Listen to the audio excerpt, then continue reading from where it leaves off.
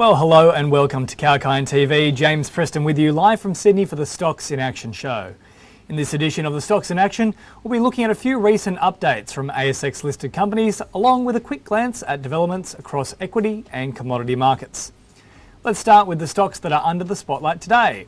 Shares of ASX listed buy now pay later company Afterpay were trading up on Monday after the New York Stock Exchange listed Square announced its intention to acquire all the issued shares of Afterpay. The closing of the transaction is likely to be completed in the first quarter of calendar year 2022.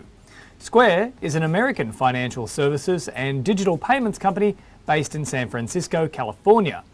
The transaction has an implied value of approximately 39 billion Australian dollars based on the closing price of Square common stock on July 30, 2021, and is expected to be paid in all stock. The acquisition's key goal is to enable the companies to better deliver compelling financial products and services, expand access to more consumers, and drive incremental revenue for merchants of all sizes. So what will Afterpay do now? The company announcement stated that Afterpay, the pioneering global buy now pay later platform, will accelerate Square's strategic priorities for its seller and Cash App ecosystems. Square plans to integrate Afterpay into its existing seller and Cash App business units, enable even the smallest of merchants to offer buy now pay later at checkout, give Afterpay consumers the ability to manage their instalment payments directly in Cash App, and give Cash App customers the ability to discover merchants and buy now pay later offers directly within the app.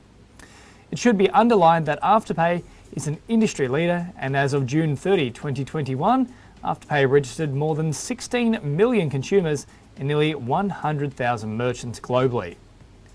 Let's move across now to property investor and developer Cedar Woods. On Monday, Cedar Woods Properties shares were trading up. The company has bought 2 sites in Melbourne's Western Growth Corridor via 2 separate off-market transactions. These transactions include a 14.6 hectare site in Fraser Rise and a 39.7 hectare site in Fieldstone. The Fraser Rise site, is worth Australian $30.5 million. It's acquired planning permits for a 225 lot subdivision and potential upside in yield. The proposed development will benefit from a recreational park and a proposed non-government school. Settlements are due to be concluded in October 2021 and is to contribute to Cedar Woods' earnings from financial year 2023.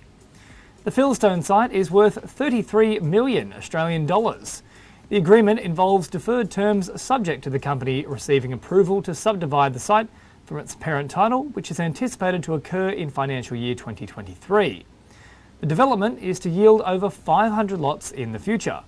Overall, the acquisitions will add 725 lots to Cedar Woods' development pipeline. It has potential for uplift to this lot yield and is to contribute to company's earnings for over 8 years, from financial year 2023 up until 2030. And now it's time for a very short break, but stay tuned as I'll be back with more trending updates for the Australian market, only on Kalkine TV.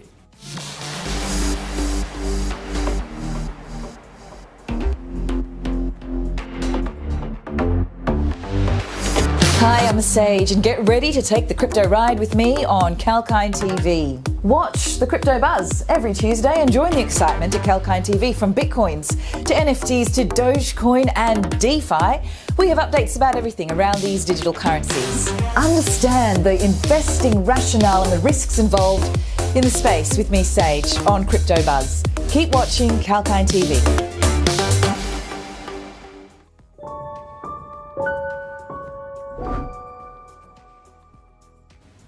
Welcome back. James Preston with you live from Sydney, and it's great to have your company for the Stocks in Action show, exclusive to Kalkine TV. This program brings you the latest updates for ASX listed companies, and it's now time to turn our attention to Australian energy pioneer Santos. Shares of Santos were trading up on Monday after the company shared details of a proposed merger ratio with another energy company, namely Oil Search. Under this revised merger proposal, Oil Search shareholders will receive 0.6275 new Santos shares for each Oil Search share that they currently hold. After the merger, Oil Search shareholders will own around 38.5% of the merged group, and Santos shareholders will own around 61.5%. The revised merger proposal features a transaction price of $4.29 per Oil Search share, based on the closing price of Santos and Oil Search shares on the 19th of July 2021. This shows a 16.8% premium to the Oil Search closing price on 19th of July. This merger is likely to create a regional champion of size and scale, as it will produce a varied portfolio of high-quality, long-life, low-cost assets across Australia, Timor-Leste, Papua New Guinea and also North America.